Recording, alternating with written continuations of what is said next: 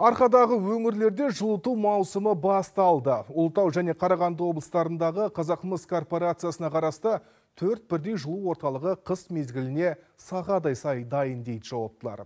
Тиісті жөндеу жұмыстары жүргізілген, қажетті көмір қоры да бар. Тақырыпты тілші тарқатсын.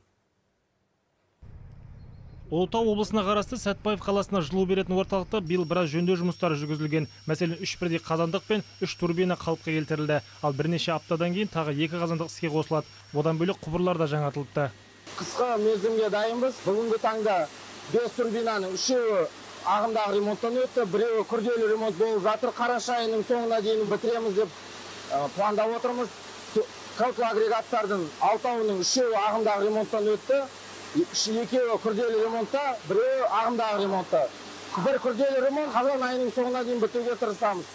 Осындай жөндеу жұмыстарының барлығына компания 12 миллиард теңгеге жуық қаржы жұмсаған. Нәтижесінде құрылғылар мен қондырғылардың 70%-тен астам жаңарыпты. Жезқазған қаласына жылу таратып отырған орталықта қазір сақадай сай әзір дейді мамандар. 240 мың тонна көмір, 1400 тонна мазут қоры бар. Ал Топар жылу орталығы болса 100%-ке дайын. Құйылған қаржы көлемі 6 миллиард теңгеге жуықтайды. Бірінші қазаннан бастап Абай қаласы мен Топар ауылына жылу берілген. Балқан жылу электр орталығындағы жөндеу жұмыстары келесі айда толық аяқталады.